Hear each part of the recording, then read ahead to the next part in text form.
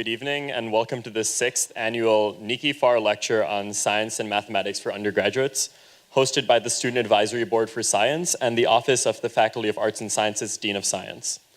My name is Siddhartha Jana, and I'm a junior here at Harvard, concentrating in chemistry and physics. On behalf of the board, I would like to thank the Office of the Dean of Science for helping us host this event. When the NeekeyfarLecture series was established, we were faced with the exciting prospect of inviting prominent scientists and mathematicians to share their passion for science and math with Harvard undergraduate students. With the generous contribution of an anonymous donor, we hope to promote a long tradition of Neekeyfar lectures and events that offer undergraduates the opportunity to interact with scientists and mathematicians who continue to expand the boundaries of their fields.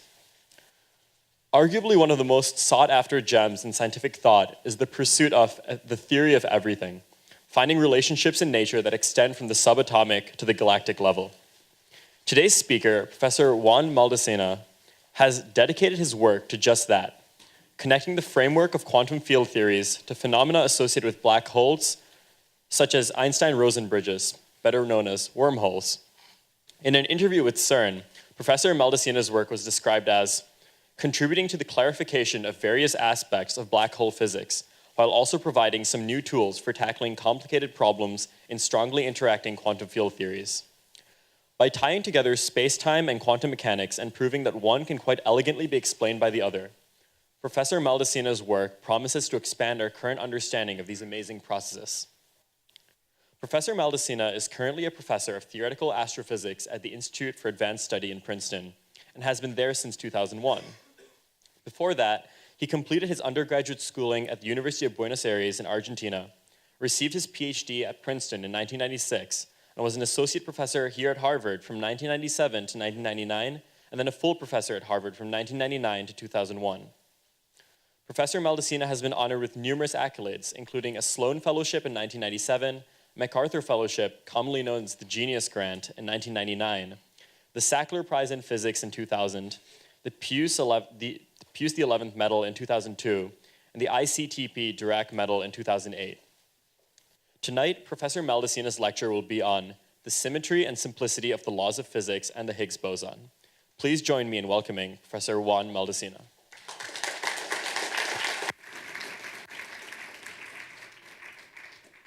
Well, thank you for the kind introduction. It's a pleasure to be here. So today, I'm going to tell you a story, the story of the Beauty and the Beast. Okay? The beauty stands for the simplicity and symmetry and elegance. And beauty is personified by the forces of nature, which are the electromagnetic, weak, and strong forces. They're all based on very beautiful and simple principles. And I'll try to convey those principles to you through some simple analogies. But this is not enough to understand nature. So nature also involves something more complicated and mysterious, which is the so-called Higgs mechanism. And we really need both of these to understand nature. And in some sense, we are the children of this marriage between the beauty and the beast. Now, symmetry. So what is symmetry? So symmetry is just exactly what you imagine as symmetry. So you look at these figures, and you see that this particular figure has no particular symmetry, while these ones have some reflection symmetries and so on, right? So the square, for example, can be rotated by 90 degrees, and it remains the same. So a symmetry is an operation which changes. You move an object, and after the motion, the object looks the same as it looked before you moved it. There are figures like a circle, which also have, well, it's also symmetric. In this case, we can move it by any angle, and this is symmetry. And we can also have slightly more complicated symmetries, like the symmetries of rotations in 3 dimensions. Like we take a ball, such as this one, and we can rotate it in around various axes in 3 dimensions, and the ball remains the same. Now, and of course, we tend to associate symmetry with beauty. That's perhaps only in our genes, but the symmetries of nature are hidden, and it's taken a long time to uncover such symmetries. And in some sense, some of the symmetries I'm going to talk about are so hidden that in some sense are not even symmetries. And you'll understand in what sense they are not even symmetries. But the modern point of view is that the ones I'm going to describe are just the convenient ways to describe the system.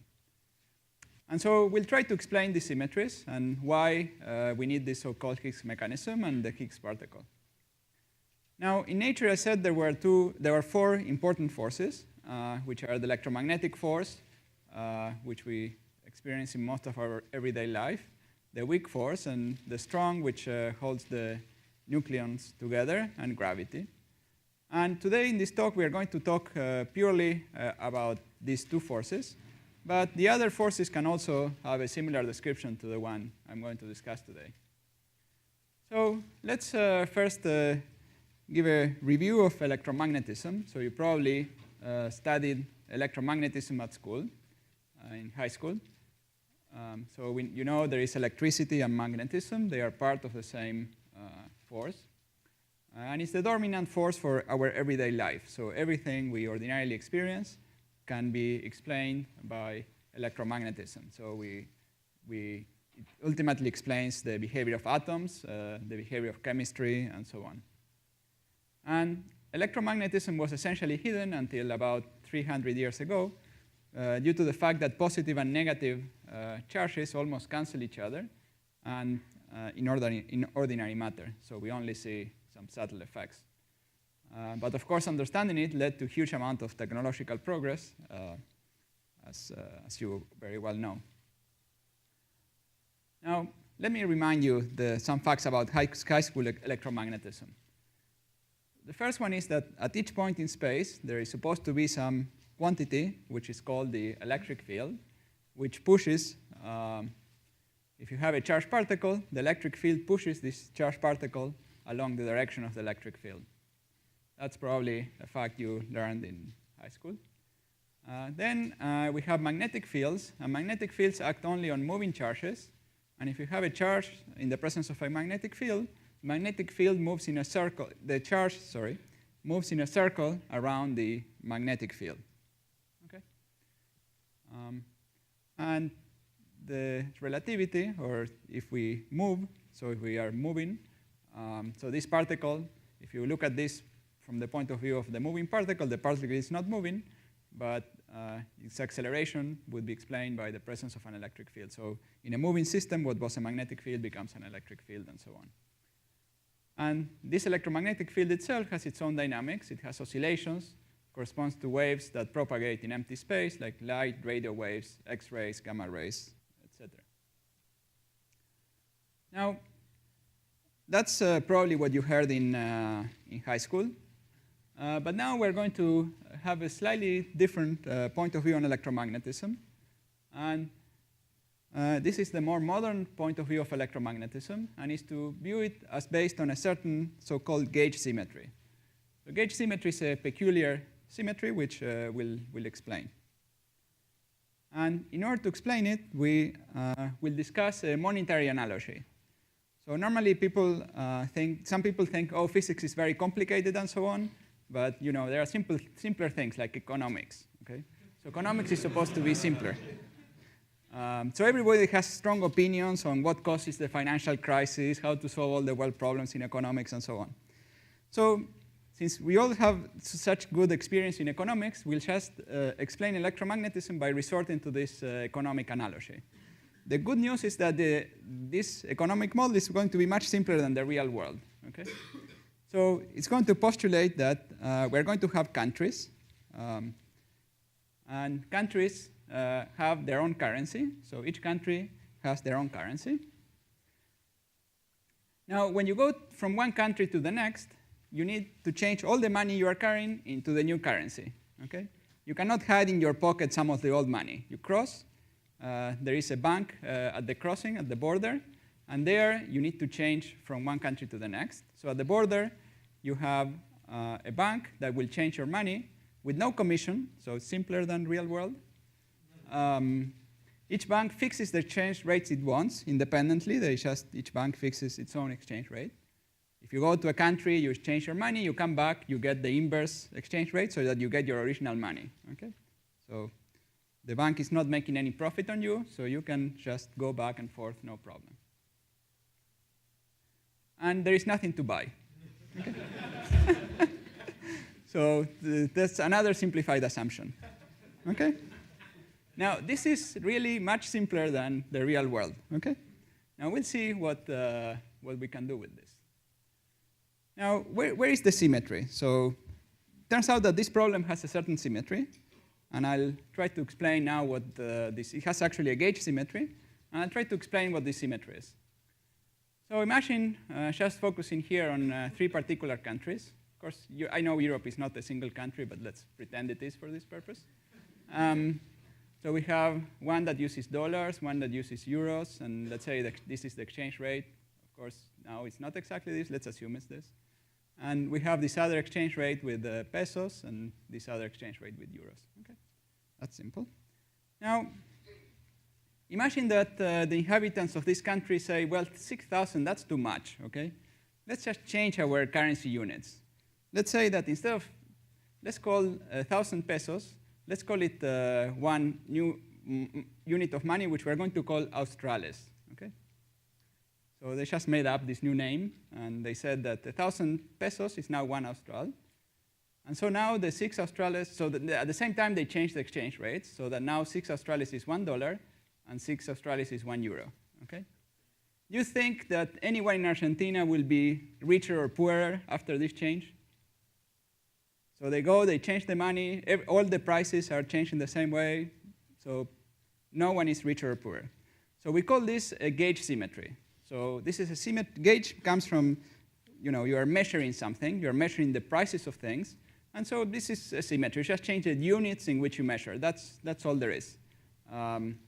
The people in the US never even noticed there was this change.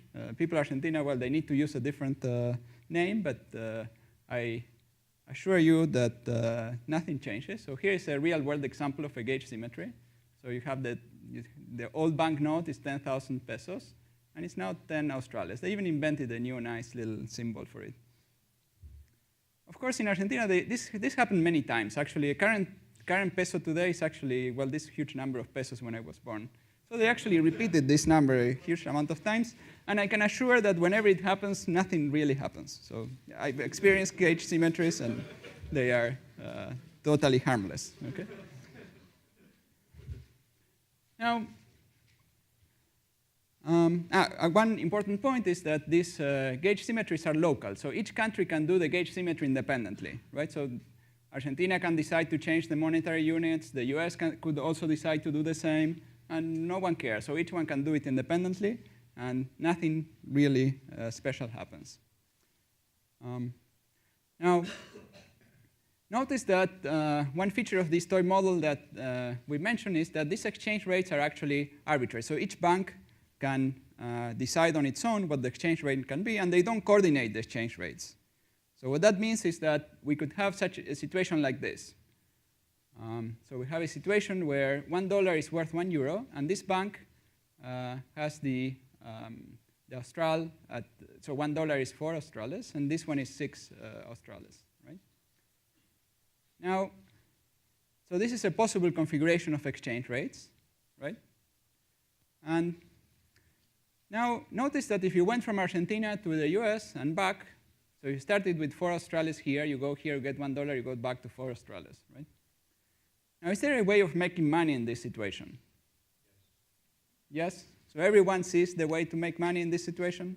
Yeah, indeed. So if you are a speculator, you would start with, let's say, 4 Australes here. You come here, you get $1. You go to Europe, you get €1. And you come back here with 6 Australes. So you started with 4, and after the circuit, you came up with 6. Okay? So in the real world, if there were speculators, they would start going around these circles. Okay? They would start making this little circle, and they would earn more money and money and money and so on. Okay? Now, in the real world, there are many countries, different names, different sizes, different exchange rates, and so on.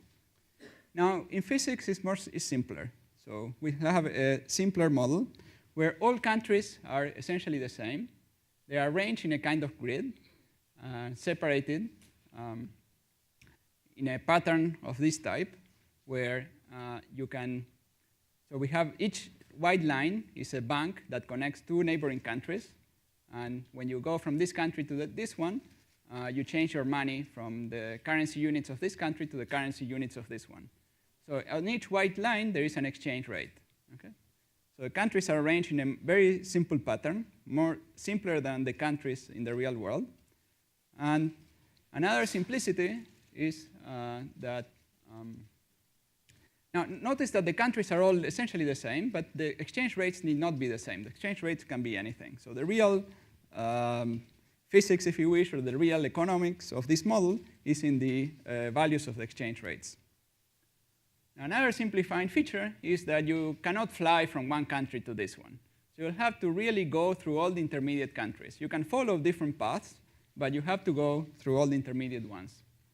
So for example, this is a possible path, and as you follow this path, you are changing the money you are carrying, you are changing it to the currency units of the different countries.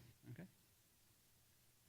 And so this, you see, physics is simpler than economics, because this simple toy model captures a lot about electromagnetic field.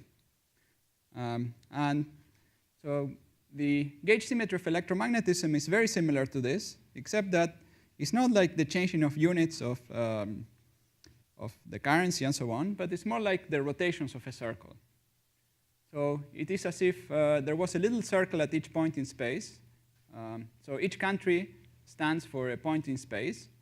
And then when you go from one point in space to next point in space, if a particle was at some position on the circle, the exchange rates are telling us how this particle goes to a new position on the circle and so on. And in a situation analogous to the situation where you can have some gain, is a situation where you can have a magnetic field. So the opportunity to speculate on a circuit corresponds to having a magnetic field in space. And it's a situation where if you start on this point on the internal circle, as you go around, you go to a point which is different.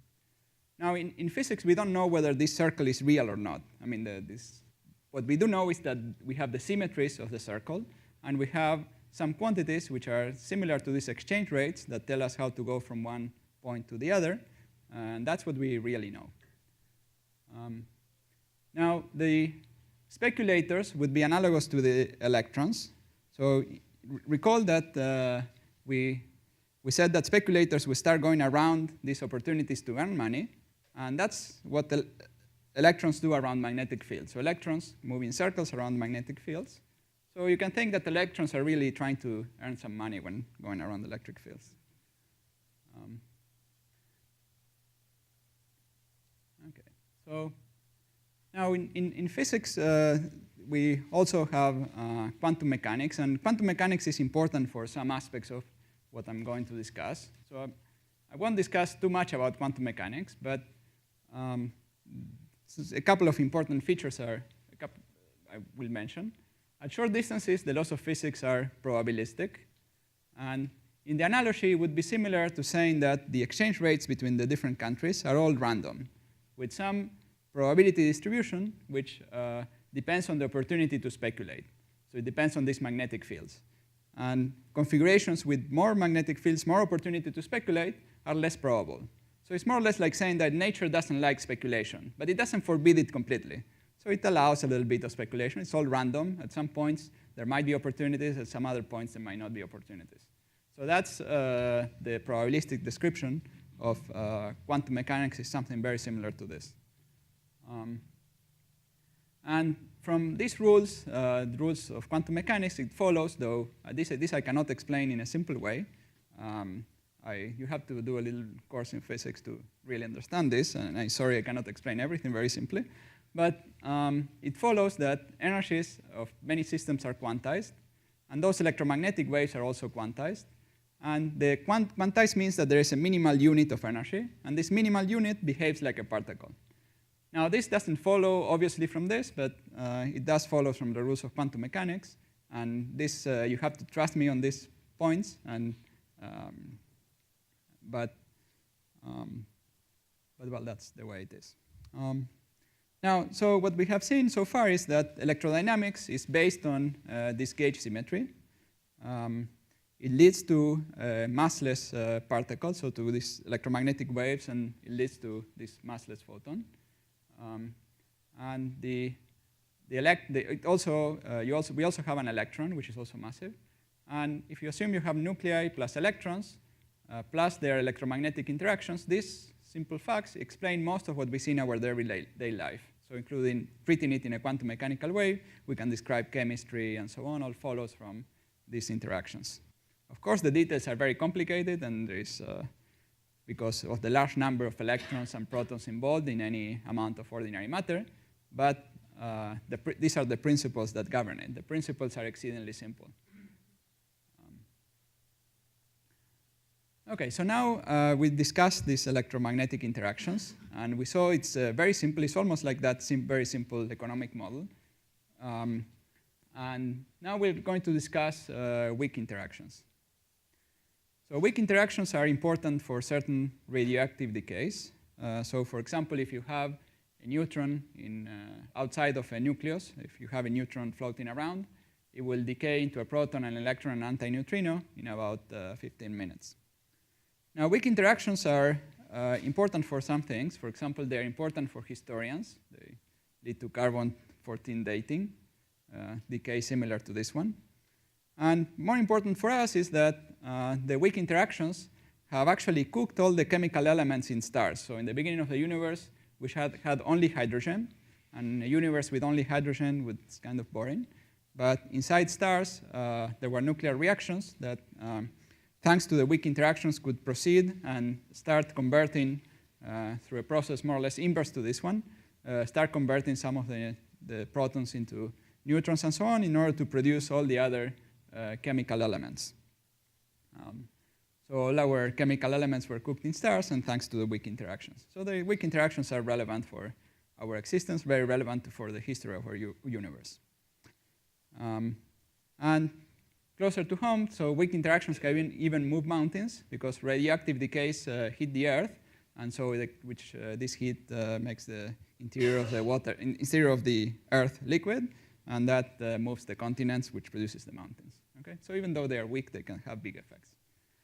Now, the weak interaction is also based on a gauge symmetry. And in this case, the symmetry corresponds to the rotations of a sphere at each point in space. So it is as if in each point in space, there is a little tiny sphere. It's not a sphere that exists in our real space. You can imagine it as a sphere in some extra space. We don't know whether this sphere is real or not. Don't take the sphere very literally. What you should take literally is the fact that we do have the symmetries at each point in space, and that in order to go from one point in space to the next, you have to say how one sphere is oriented relative to the other. So imagine you have some object in this little sphere. It could be a little object that is oriented in some way in the sphere. And if you transport that object to the next sphere, that object will need to be rotated. And a rotation in space is specified by 3 quantities. So you have to say, for example, around which axis we are going to rotate. That's 2 quantities, because you have to give a direction in space. And then the third quantity is what's the angle of rotation. So you have 3 quantities that specify each rotation. So before, in the economic analogy, we had just a single exchange rate, 1 quantity for each of these white links, for each, But now we have 3 variables, and this implies there will be 3 weak gauge bosons, 3 particles associated to this weak force. And this gauge symmetry essentially determines all the interactions among these particles. And this theory was proposed by Young and Mills in '54. So it's a very nice theory, but there was an objection. So Pauli, who was another physicist, gave an objection when he first heard about this theory. He said that those gauge bosons would be massless, and there would be additional waves, sort of weak waves, that propagate throughout space. And even at the time they knew you didn't have such waves. In fact, if you had those waves, you would even be able to see them with your own eyes in the same way that we see electromagnetic waves with our own eyes. And we don't even need a very sophisticated experiment to know that there are only light and electromagnetic waves and no some other kind of weak waves. So this looked like another beautiful theory killed by an ugly fact. Okay. Now, let me just try to explain why it is that this type of gauge symmetry leads to massless particles. So that relationship, so if you look at waves of same amplitude but different wavelengths, so a wave which is oscillating very rapidly, so that has a very short wavelength, has actually more energy than a wave that oscillates more with a longer wavelength. Okay. So if you have a wavelength, a particle like this, so if you have a wave such that when you have an electromagnetic wave in particular, when you have the same amplitude and longer wavelength, the energy is smaller. And if you have a wave of this type, then by stretching the wave very much, you can have it as low an energy as possible. Okay? So on the other hand, if you had a massive particle, you would start increasing the wavelength, but at some point the energy will not decrease anymore. You would have a constant energy, a minimum energy, which is closely related to this famous formula. The energy is related to the mass. Okay. Now, let me try to, so energy turns out to be related to this opportunity to speculate in the economic model. So, I mean, in general, in physics, things that have more energy are less probable. And so we've seen that the laws of physics and so on are such that this large, in the economic analogy, large opportunities to speculate are less probable. So in order to think about this, let's imagine we have, again, our series of countries. And let's focus on the exchange rates that here go up. Let's set all the exchange rates along the horizontal lines to be 1-to-1. We can do that by a choice of currency in all these countries. But now let's focus on the vertical exchange rates. So let's say this one is 1-to-1, and this one is 1.1-to-1. So here, if you go around this circle, you made an amount of money which is equal to 10% of the money you started from. Okay? So you started with 1, you went around here, and you got 1.1. Okay? Is that clear to everyone? Yeah. Imagine you have now this situation. You have this guy, which is 3-to-1, and this guy is 3.3-to-1. Okay? So it turns out that in this situation, so we just multiply these ones by the exchange rates by a factor of 3. But in this case, we still have 10%. It's 10% gain. So it hasn't changed. We could even get this by, and this, the gain is the same, and we could even get this by changing the currency units of all the countries on the top at the same time by a factor of 3, and we could get, again, this 10% unit. So what's important is not so much whether this is 3-to-1, so the actual value of this exchange rate is not important. What's important is the difference between this exchange rate and the neighboring exchange rate. Okay? And that's crucial. That what tells you the gain is the difference between this and the next one, not the absolute value of this one. Okay? So if you have, imagine you had all these countries and you have the vertical here exchange rates, and they are changing somewhat slowly, or well, at this rate, or changing them in this way. So this wave means that the exchange rates here are starting going up, and then they go down, and so on. So the difference between two neighboring exchange rates will be smaller in this case than in a wave that is moving faster, with a shorter wavelength. Okay, so that by making this wavelength longer and longer, the amount of gain will get smaller and smaller. And that was essentially the objection that Pauli had. And well, with all the rules of quantum mechanics, this objection becomes crystal clear. It might not be terribly obvious, but this is the basic reason for having the massless particles. So how do we solve this mass problem? So there was this nice theory of the weak interactions, and it did explain some features of the weak interactions, but it had this very basic problem of contradicting basic experience. It would not if we could give somehow a mass to these particles. And for this, we need this thing we were calling the beast, which is the Higgs mechanism. And it was developed by many, many people, but somehow only we have the name of one person. And there is an object it's basically the idea that there is essentially like an object sitting at each point of the spheres, which selects a special point on all the spheres, even in the vacuum. And it turns out that such a thing can give a mass to the particles. So let's try to explain this by, again, going back to the monetary analogy. And so now let's say that there is something to buy in each country. So besides, before we said there was nothing to buy, and now you can buy one thing, only one thing, and let's call that one thing gold. Okay? You can buy gold in each country, and each country sets the price of gold to whatever it wants. So there is some price of gold defined at each country. But we can now take we can take gold from one country to the next country. Okay? So let's imagine we have this situation, right? So we have the US here, where the price of gold is $1 per ounce. We have this exchange rate with pesos. And we have the price of gold, this price of gold in Argentina. Now, do you see what you can do? Yeah, think just for a second. You should.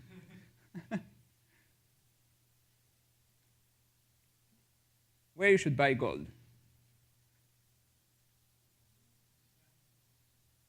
Where? Yeah, so you buy gold in the US and you sell it in Argentina. And then you bring back the money, okay? Good, we're ready to go to Wall Street. Now, Wall Street is more complicated than this, but physics is actually this. So it's essentially this. So we have new opportunities to speculate.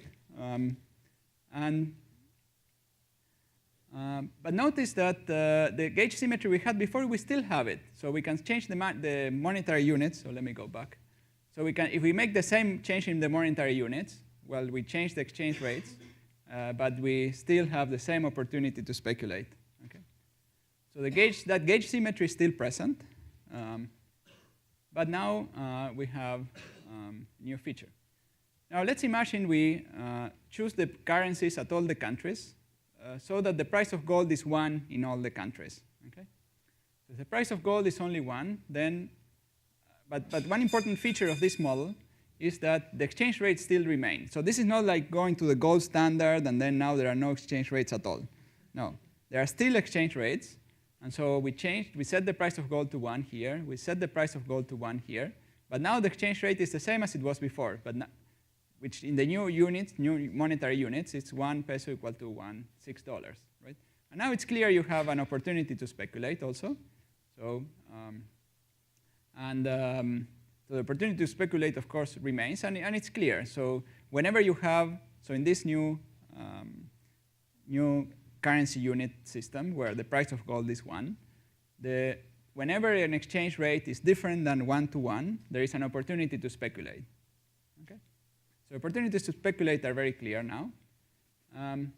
And without gold, the exchange rates between two countries, between arbitrary two countries, were arbitrary. And only comparing in nearby countries, we could speculate. But with gold, the exchange rates have a preferred value. And the preferred value is the preferred value where you cannot speculate, right? And as we said, nature prefers to set these exchange rates at that preferred value. And so it's more probable to have them at that preferred value where you can't speculate. So nature doesn't want to allow speculation.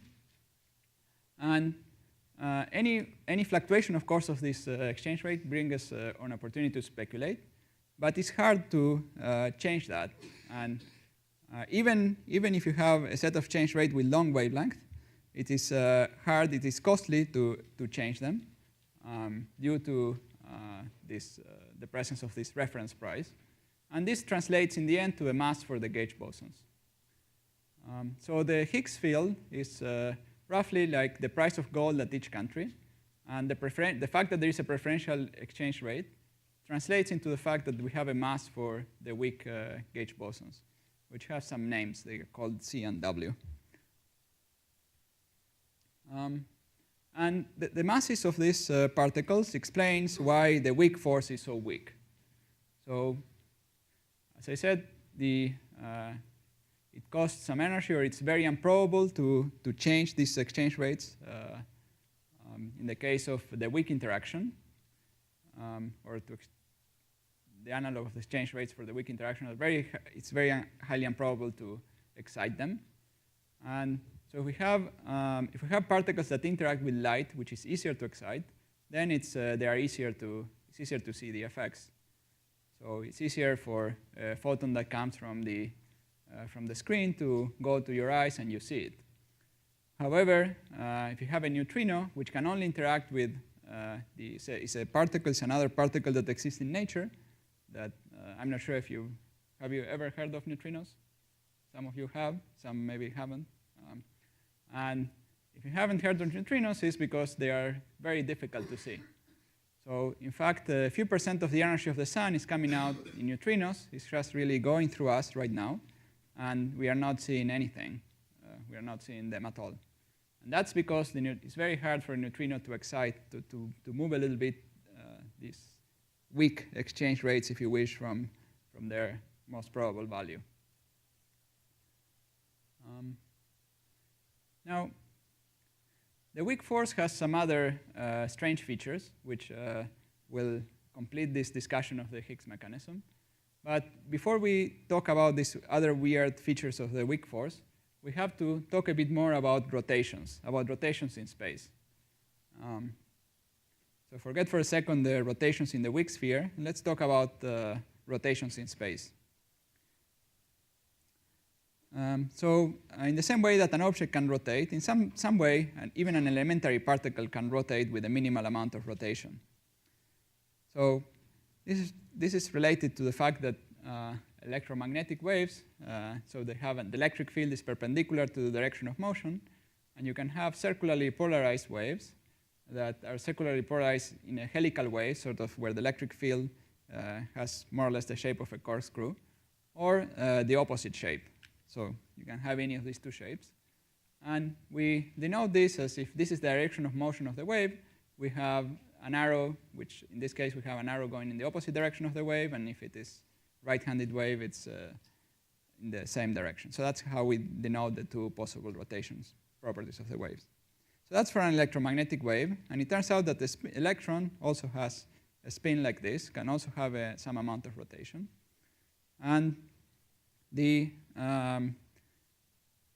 so the spin can be along the direction of the motion, for example, or if it is at rest, it can be in any of the two directions. Now, a funny surprise is that about weak interactions is that the weak interactions depend on the spin of the electron. So they actually the weak interactions are stronger when the spin is anti-parallel to the direction of motion of the electron. Okay. Now, it turns out that now this is a weird property, and I'll touch on why it is weird. First, massless particles. For massless particles, we can really clearly distinguish whether the spin is in the direction of the motion or in the opposite direction. But because there is a preferential direction, the direction of motion is a preferential direction in space, and then we can say whether the spin is in that direction or the opposite. But if we had a particle at rest, like an electron at rest, we couldn't say, that since it's not moving, we couldn't say whether it's in one direction or the other. And so how would the weak force know how to interact? So let me try to explain why this is an issue. So this is an issue because relativity tells us that if you have two observers that are moving relative to each other, they should obey the same laws of physics, right? So here we have an electron with the spin in the same direction as the direction of motion. So this observer would say, oh, maybe it doesn't interact with the weak interactions. But this observer observes it at rest, so he wouldn't know. And we can have one that moves even faster. And for the one that moves faster, the electron is actually moving in the opposite direction, so that its spin is pointing in exactly the opposite direction. So those are issues. However, if the electron was moving at the speed of light, so this is representing a particle that moves at the speed of light, that particle always is moving to the right for all these observers. Okay? So you can never overtake light and make it move in the other direction. So if we have a massless particle, if we had a massless electron, then we could really distinguish between these two states. So in order to have some reasonably consistent interactions, at first we have to pretend the electron is massless. Okay? So we first pretend the electron is massless, and then we can have a really consistent description. So we can say that for the weak force, there are two types of electrons. There is the electron, remember, now is massless, so it's always moving. So let's say it's moving in that direction. And the spin of the electron, or the polarization, could be in the opposite direction or in the same direction. Okay? We call this a left-handed electron, and we call this a right-handed electron. Now, it turns out that this type of electron doesn't interact at all with the weak interactions. So this is like a particle that does not move at all in the internal weak sphere.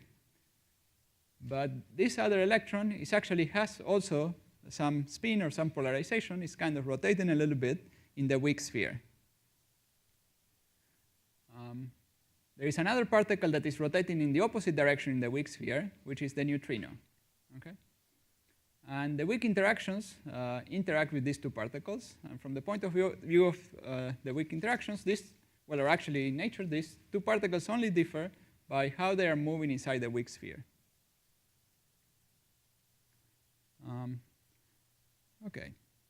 Now, this fact that you can have these particles that are rotating in different ways behave completely differently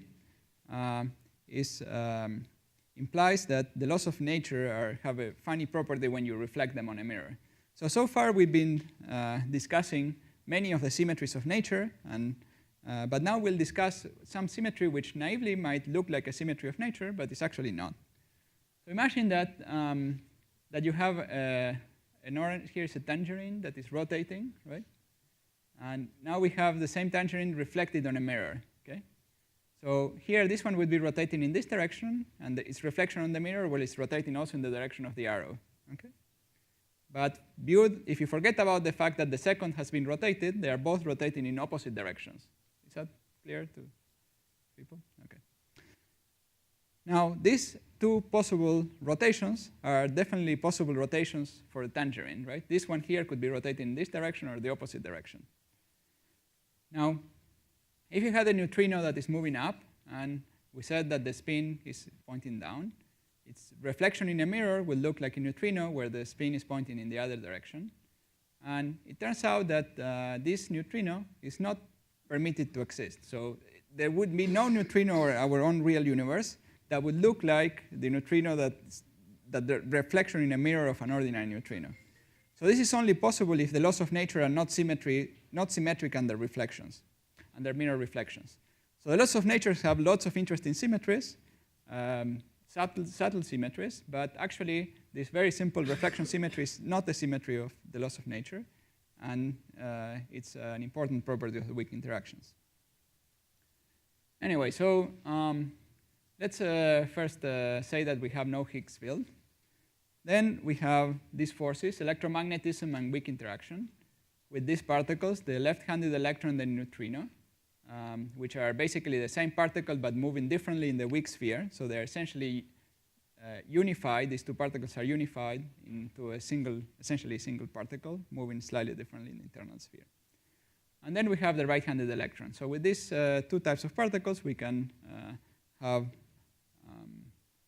most of the description. We also have to put the strong interactions, which is felt by the quarks.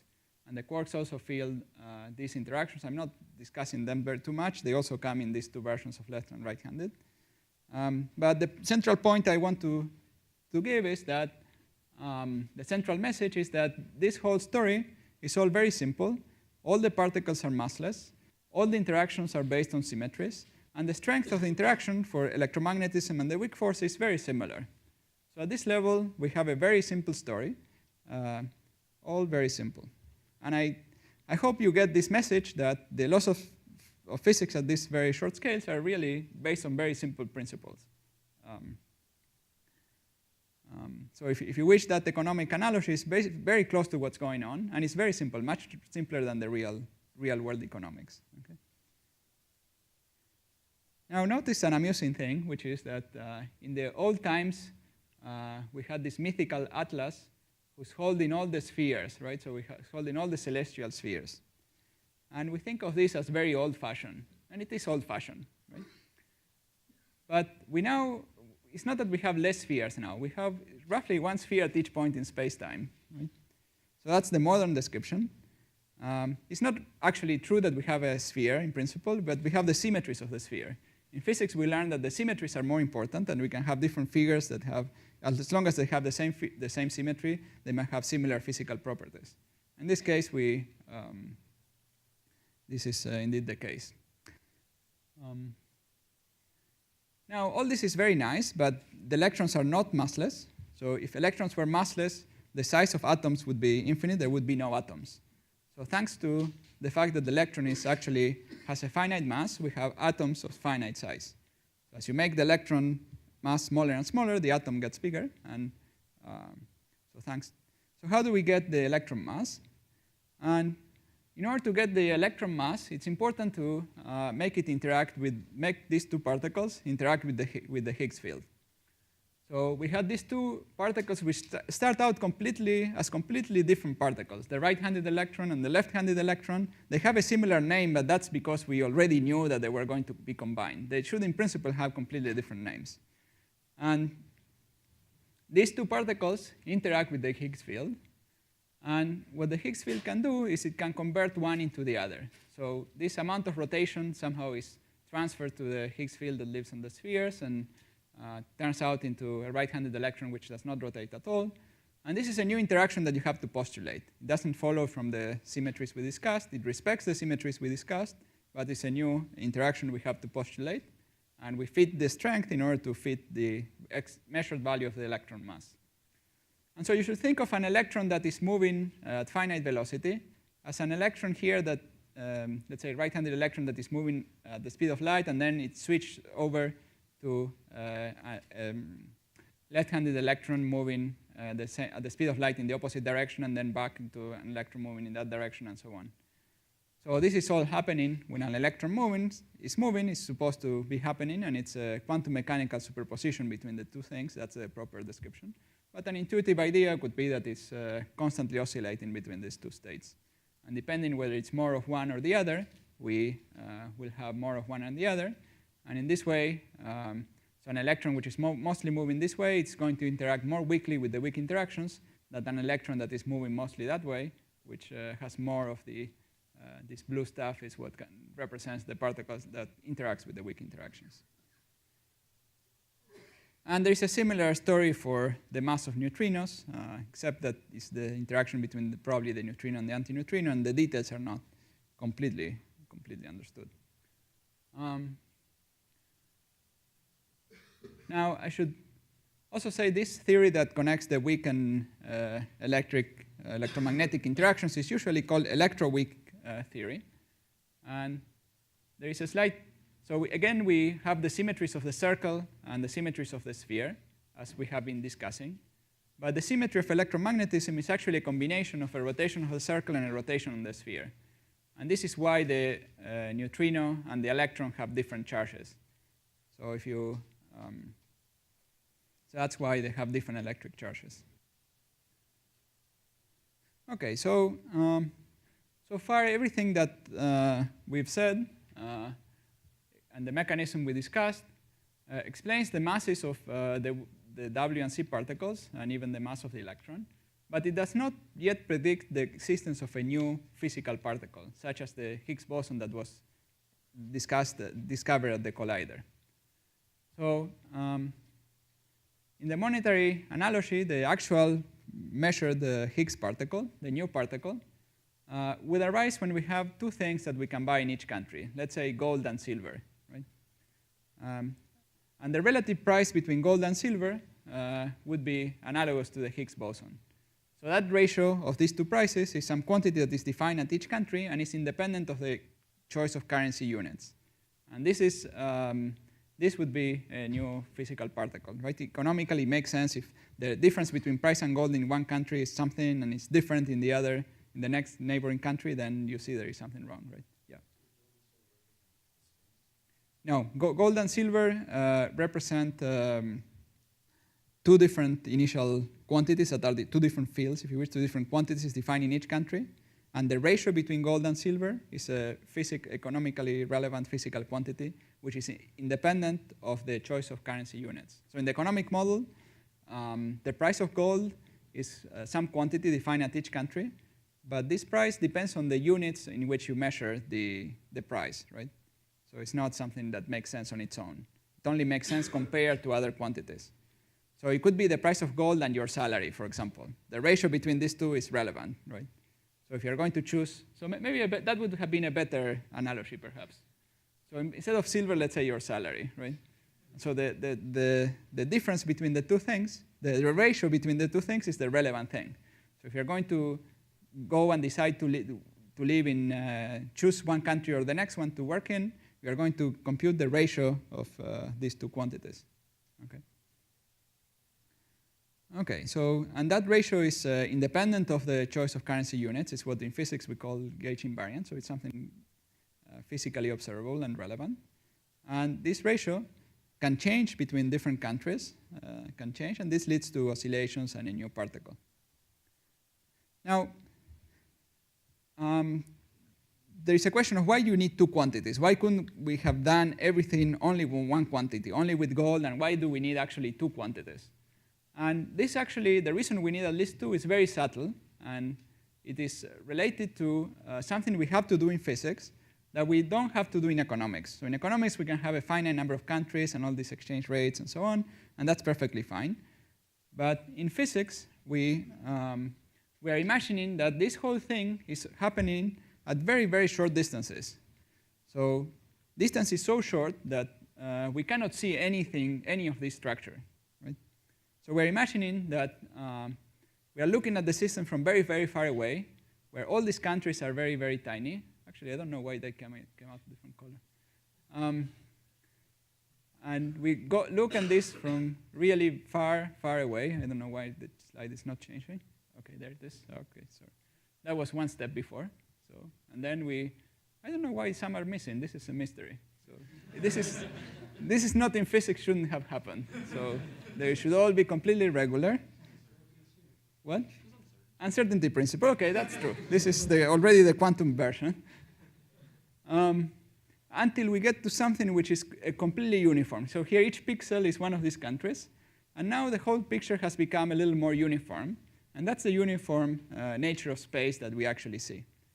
Now, so in physics, we tend to start with these models kind of similar to these ones with the countries and so on. And we take this limit where we look at it from very far away.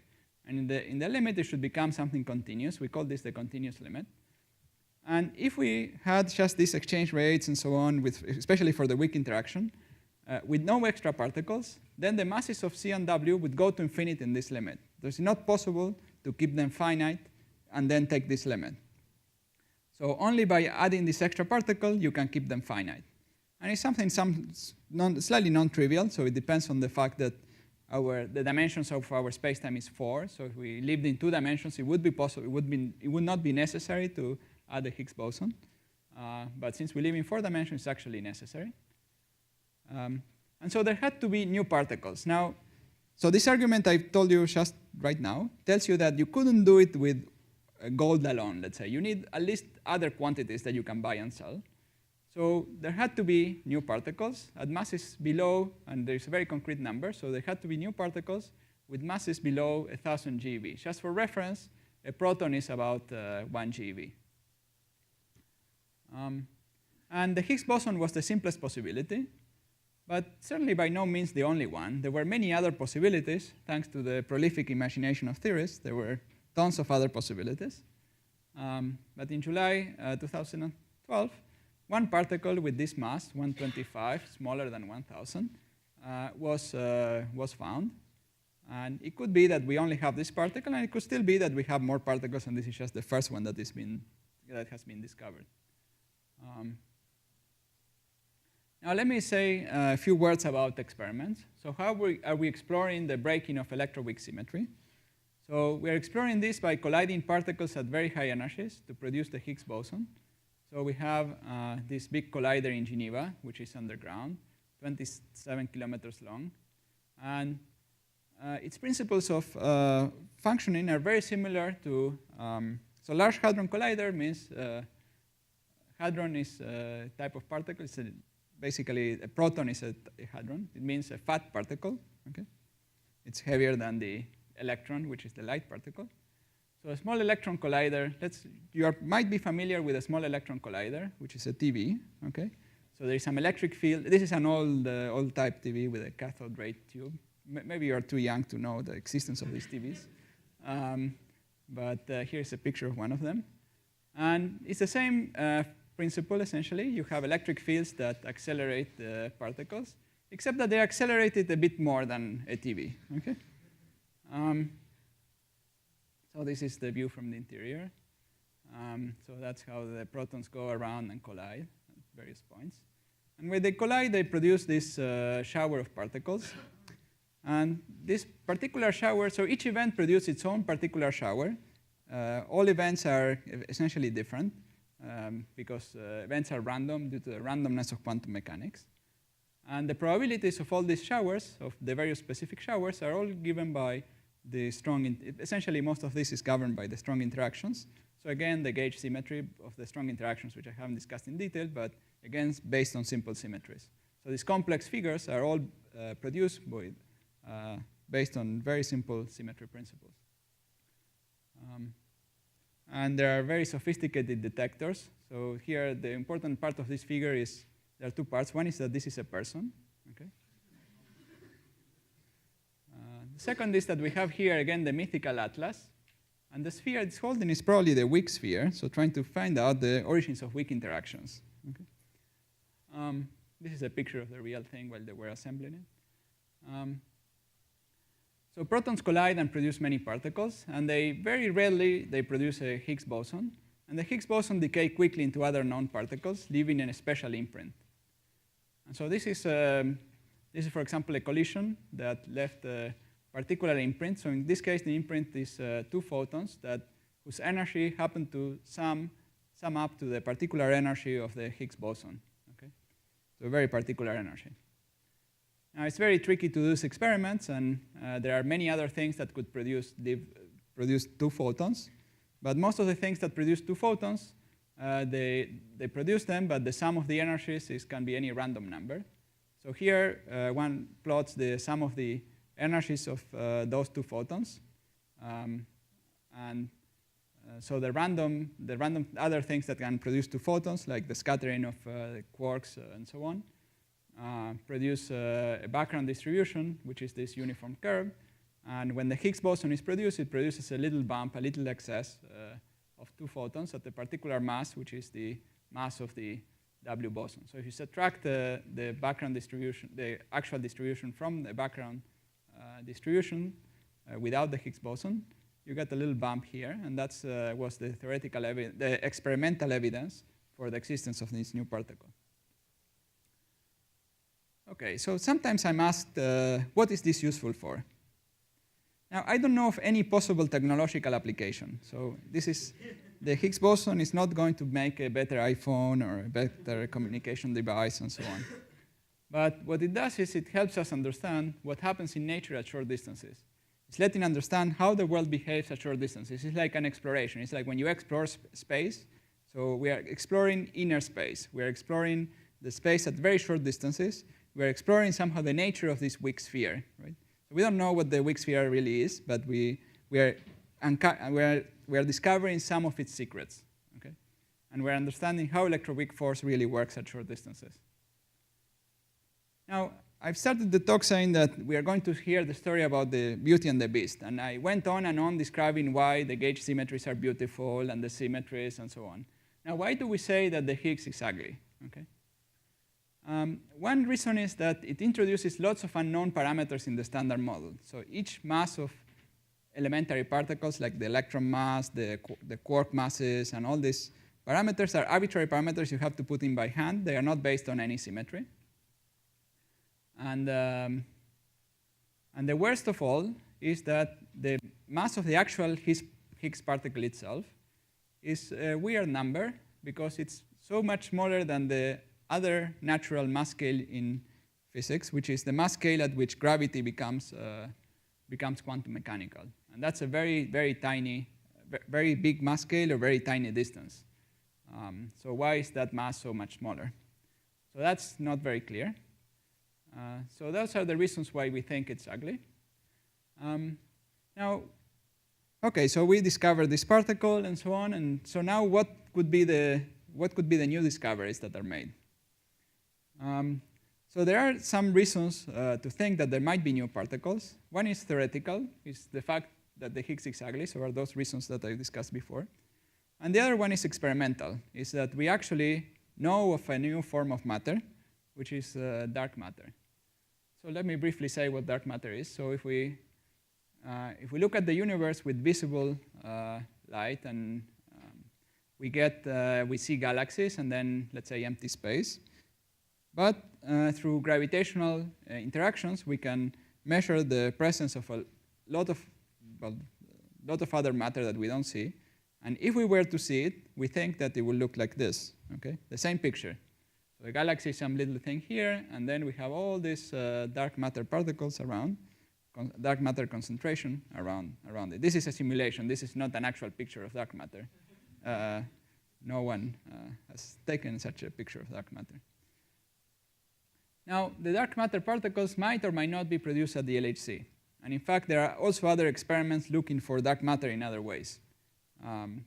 But what we don't know is that the LHC is starting again soon, next year, 2015, and will probably have many more exciting experimental discoveries in particle physics in the next few years, either from the LHC or also probably from some dark matter experiment. And finally, once all discoveries are made, we'll understand how they lived happily ever after. Okay? And a written version of this talk can be found in the archive. Thank you.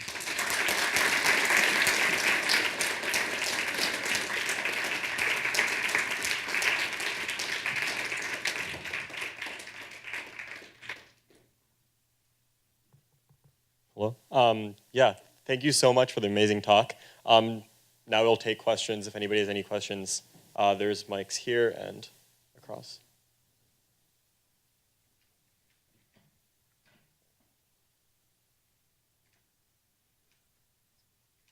Hey, what's up? Yeah, that was really great. Thank you.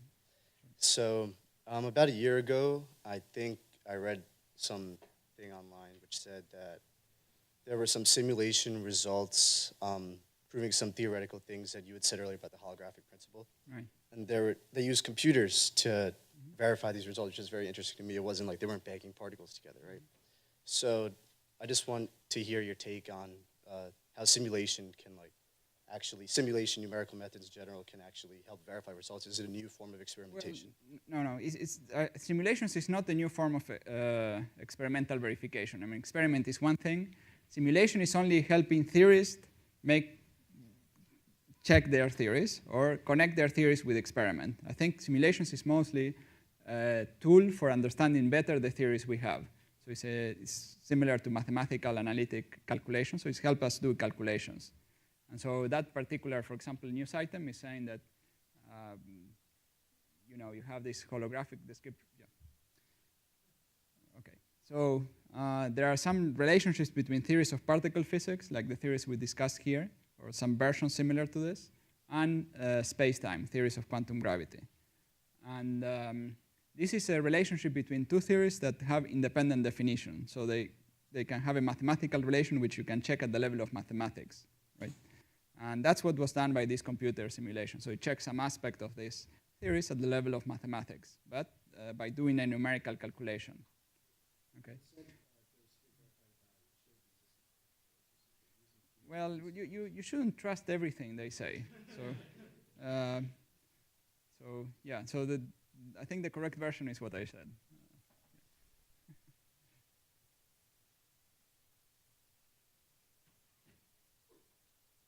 Maybe this is a naive question, but why is the Higgs lifetime so small? Why does it decay so quickly? Right.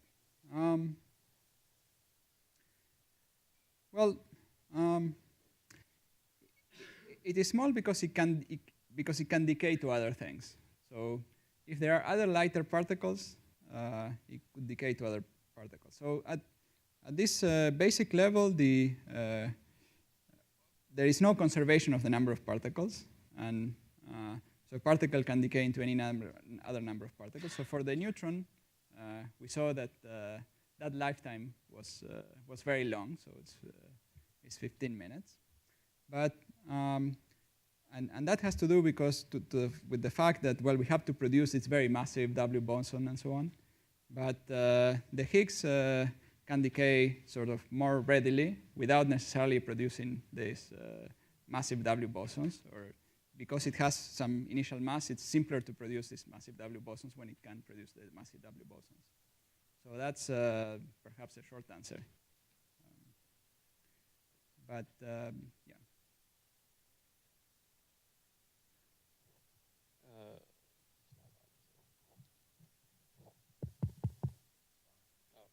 Okay, so you mentioned in one slide that there was like a pseudo oscillation between left-handed and right-handed electrons. Yes.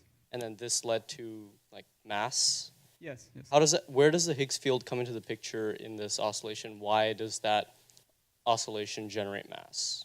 Good. So let me try to. Yeah, let me go back and try to explain, to say it again. Yeah, so we said that the right-handed electron and the left-handed electrons were particles that move at the speed of light, right? Now, a massive particle is a particle that moves at a speed which is less than the speed of light, okay? And the way it manages to do that, so let me find the relevant transparency.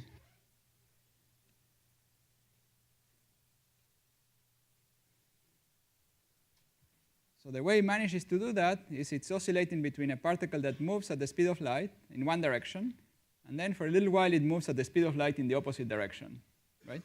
And so the net motion is along a trajectory which moves at less than the speed of light, right? If it acquires more of the second component, it's moving. So here the spin of all these particles is always pointing to the right, here to the right. So this one is a particle which is moving to the right, and the spin is pointing to the right. So it's a right-handed particle. Here, this is a particle that moves to the left, and the spin moves in the direction. The spin is pointing in the direction opposite to the direction of motion. So it's a left-handed electron, and so on, right? So it's this oscillation allows you to move at speed which is less than the speed of light, right? So, and that, well, this just shows that it's moving at less than the speed of light, and a massive particle moves at less than the speed of light. And the strength of the interaction actually is what gives the actual value of the mass.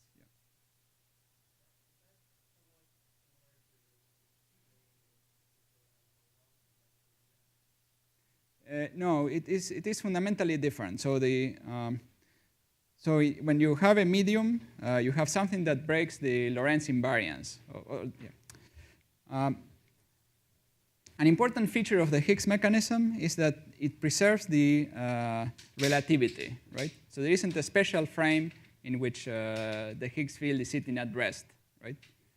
So there is this Higgs field filling space, and if you move, it continues to be filling it in the same way that it was doing before. So you cannot notice your motion relative to the Higgs field, right?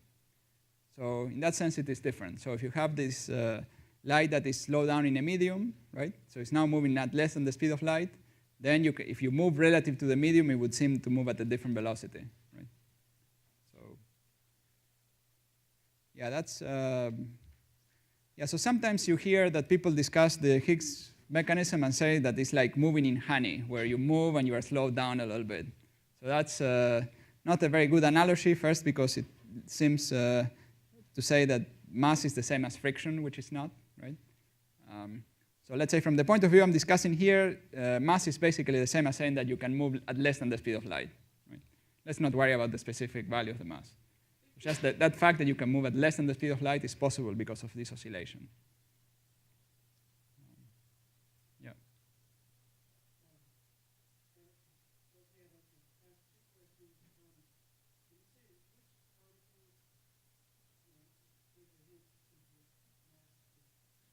Good. Yeah, so let's start. So the Higgs gives mass to all the basic particles that we had. So So the electron and possibly also the neutrino. The neutrino has some mass, and we think it probably comes from interactions with the Higgs. And then the quarks. Okay, so the quarks, the particles that are inside the nucleus. Now, one important particle to which the Higgs does not give mass is the proton. So the mass of the proton or neutron it basically comes from the strong interactions. What happens is that inside the proton, you have these quarks moving very fast, and the mass basically comes from the kinetic energy of, roughly speaking, from the motion of these constituents. But it does not come from the initial mass of the quarks. So the quarks are like 1,000 times lighter than the actual proton. So actually to our own mass, so if we change, yeah. So there was this person that thought about this new method of dieting, right? So the new method of dieting, or just to be lighter, would be to change the value of the Higgs field, on the interaction with the Higgs field. And so he built this machine all around him, right? And then dialed down the value of the Higgs field, expecting to become lighter, right? He was on the scale and so on. And oh, surprise, he became a little tiny lighter, but not much lighter. But he became much bigger, right?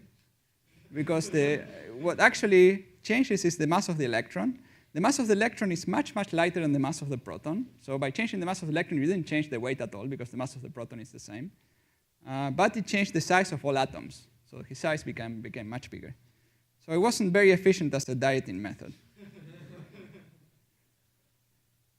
Yeah. Yeah.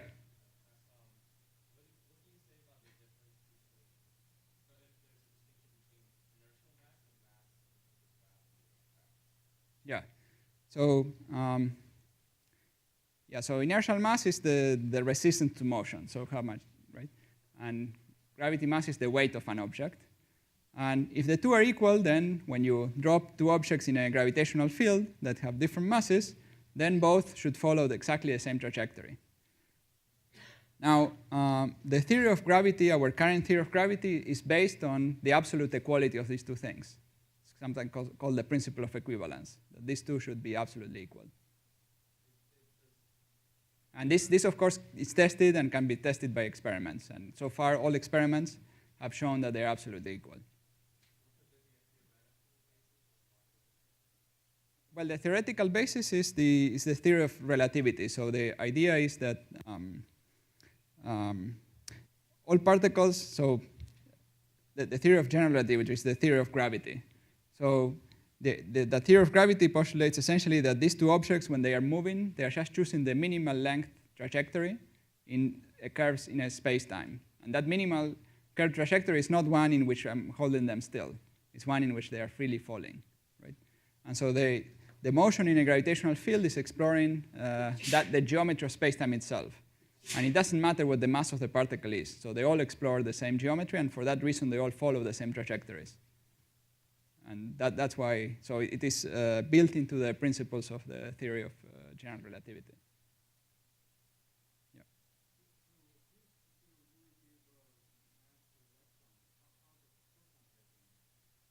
Good, so the proton, so the mass of the proton is a more complicated story. And so I discussed that when Young and Mills proposed this Young-Mills theory, there was this objection that Pauli had, that he said it can't be correct because it predicts massless particles, right? Now, there are two ways of removing those massless particles. One is this Higgs mechanism that we've been discussing. And if this lecture had been about the strong force, I would have been forced to discuss a second mechanism that avoids this consequence. And the second mechanism is strongly quantum mechanical. It involves quantum mechanics in a stronger way. And in this analogy of exchange rates, it would be like saying that at long distances, the exchange rate fluctuates so much that you don't effectively have a long-range force, and you don't have these massless particles that are predicted by the gauge principle. So that's called confinement. And what that does is it implies that if you separate two quarks, right? So if the strong force worked in the same way as electromagnetism, you would be able to separate the particles that carry the strong force, like the quarks, and then their interaction would decay like 1 over the distance, right? The force would decay like 1 over the distance squared. So instead of behaving like that, due to this confinement story, when you separate two quarks, the force actually is constant, right? So it would take an infinite amount of energy to separate the quarks. And so what happens in a proton is that the quarks are moving, and they want to separate, but they are held together by the force that actually is constant as you separate the quarks. And eventually, they are slowed down completely, and then they start moving back together and so on. That's what they are doing inside the proton. And the energy of this motion turns out to be high, and it's comparable to the. So the end energy is comparable to this. The final value of the energy is determined by the scale at which the strong force becomes strong. Right? So the strong force is weak at high energies, and due to some subtle quantum mechanical effects, becomes stronger at lower energies. And it reaches some energy when it becomes pretty strong. And that's the scale at which the proton exists. That's the scale determining the size of the proton.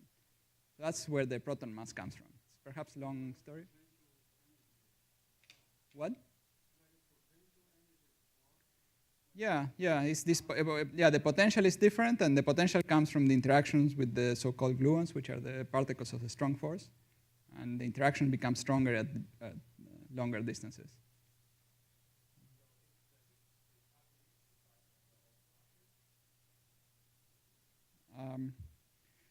Well, we don't know what dark matter is. Depends on. Perhaps yes, perhaps no. So if in some theories of dark matter is kind of nice. So for example, in the theory of supersymmetry, dark matter is related to a new symmetry. Well, in the theory of supersymmetry, each particle has a new partner under this new symmetry called supersymmetry. And the dark matter particle then is the lightest particle that cannot decay to ordinary matter. So that theory is kind of nice. And there are some other theories which is also nice, like the theory of axions. I won't discuss what that is. But yeah, I mean, if you just add an extra particle to the standard model with a mass which is fine-tuned, yeah, it's a little bit ugly. But no, not particularly. The ugliest part of the Higgs is the fact that the mass of the Higgs has to be fine-tuned to special value, to a value much less than the Planck scale. And that, I think, is the ugliest part of all. But, well, yeah.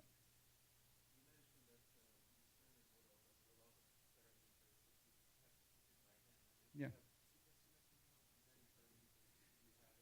Right. Well, supersymmetry is even worse. So instead of the about 19 we have in the standard model, we have of order 100.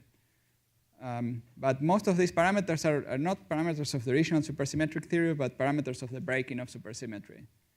And they come in determining the masses of all the the masses of the particles which are superpartners of the ordinary particles, and determining some of the interactions among them and the interactions with our own particles. Yeah. Yeah. Supersymmetry is more beautiful because it could explain this. So notice. First, let me explain why the strong force is more beautiful than the standard model. So I was complaining about the value of the Higgs mass, that is 126, as opposed to the Planck mass, which is 10 to the 16 GeV. But the mass of the proton is, well, a little lighter, and we don't consider this to be a terrible problem. And the reason we don't is that because there is this subtle quantum mechanical effect I told you for gauge theories, that for the strong interaction in particular, which implies that the strength of the strong interaction is becoming very weak at high energies. So we can start with some interaction which is weak, with a strength which is comparable to the strength of the weak and strong interactions at very high energies. And then when you go down to lower energies, like the energies of the mass of the proton, it becomes strong. And in this way, it can generate a mass which is much lower than the original mass. And this, we like this kind of mechanism. It sounds a little more natural. So by small changes of the values of the coupling, you can generate huge differences between the original Planck mass and the proton mass. Now, what supersymmetry allows you is to do something similar for the Higgs. So there will be a scale where supersymmetry is broken, and that scale is going to be essentially related to the scale of electroweak symmetry breaking, so the scale of the mass of the Higgs. And it could be generated dynamically in the same way. that's why we think it's a little more natural. Now, all these arguments about naturalness are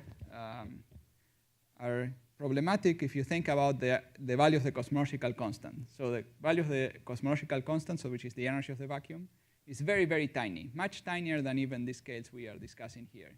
And we have no fundamental explanation for why it is so tiny, other than the so-called anthropic principle. So the anthropic principle is the idea that is the following idea. So the idea is that to say that you shouldn't worry about these parameters that look very fine-tuned, very special, that the idea is that there are regions of the universe that are far away from ours, where the parameters are different, where you have other values of the cosmological constant, other values of the Higgs mass, and so on. And they're all random, so they vary over all huge set of random numbers, and there are a huge number of these regions. And we just happen to live in the region where life is possible. So the idea is that in all other regions, life probably wouldn't be possible. And certainly our own life depends crucially on the values of these parameters. So if you change any of them, you would destroy it. We are not sure in what kinds of universe life is possible, but it looks plausible that if you change them so dramatically, nothing would be possible. And so that's one type of explanation which does not predict new particles. So in the case of, so before the Higgs was discovered, we knew for sure that there had to be new particles. And either the Higgs or some other particles. This was just mathematical consistency of the theory. And that's why even some theorists said that the most interesting thing the LHC could discover would be to not discover the Higgs. Okay?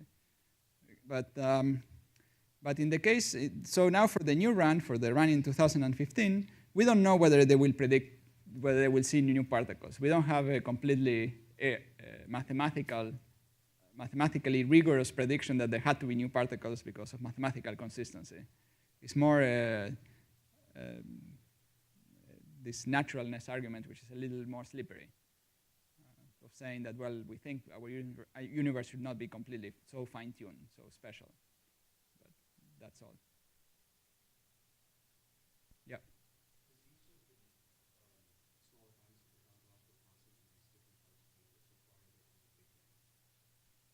Sorry, say again that question.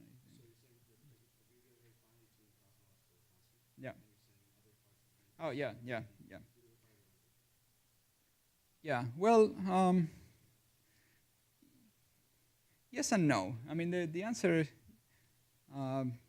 so the prevailing idea is that you had some very big bang in the very far past that created an inflationary universe, a universe that is expanding very rapidly, that it itself decayed into these various universes with various values of the constants. And in this way, you produce regions, actual physical regions, which have all these different values of the constants. That's the prevailing attitude.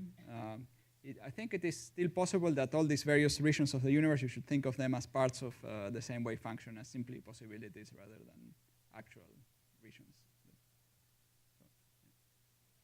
yeah.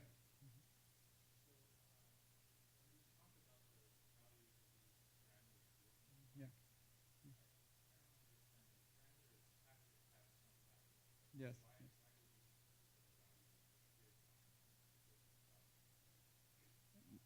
Right.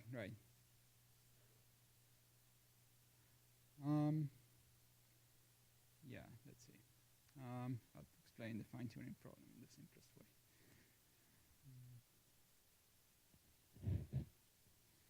So, I mean, the value of the for example, cosmological constant could be any number between 10 to the 120 and minus 10 to the 120, right?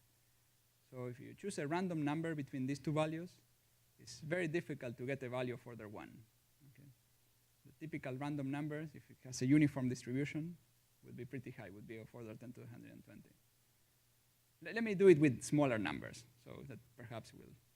So imagine you have a dartboard, right? A target, right?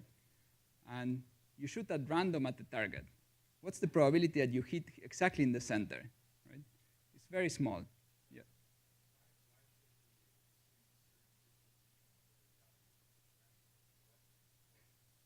Right. Okay, so this is the question of whether our universe should be generic or not. So it could be that there is some principle of physics that predicts this particular value, right? That's one possibility, and the only possible consistent universe has this very special value. So this value perhaps is computed by some arbitrary numbers like pi and so on, and you take e to the minus 16, I don't know, pi squared and so on, and you get this particular very small number. Right? Nobody has been able to come up with a theory like this that predicts a number like this, so small. Maybe someone will come in the future. Maybe will come in the future. We come up with that would be absolutely wonderful. The other idea is that perhaps there is some basic theory, and there is some basic quantum theory of gravity, which is completely unified, unifies all interactions and so on. And a candidate such theory is, for example, the string theory. So this is a theory where, in let's say 10 dimensions, has no parameters. There are no parameters at all, and all the parameters of the standard model come from how we go from 10 to 4 dimensions. So in 10 dimensions, we choose a 6-dimensional space which has various shapes and so on. And depending on these shapes, we get different values of the parameters. Now, in this type of theory, we choose discrete things like how many little handles this 5-dimensional space has, and this 6-dimensional space has, and so on. So these are discrete numbers, and out of these discrete numbers comes a value of the cosmological constant, which in principle you can calculate. And in the cases where you can calculate, it gives a pretty big value, but it can sometimes be positive, sometimes be negative. It's a complicated calculation. You expect it gives some essentially random value. So of course, the calculation gives a concrete value for each particular example. But we don't have any principle that predicts a very small value, right? So the very small value seems special from this point of view. So no one has come up with any symmetry that explains the small value, or any principal calculation that from just pi salons and fundamental dimensionless number predicts this value. And in a theory we think we understand, this value is also not natural. So those are the ideas that lead us to think that lead us to be surprised about this value.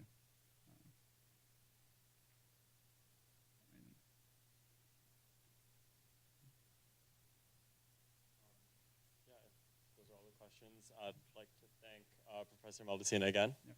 and amazing talk.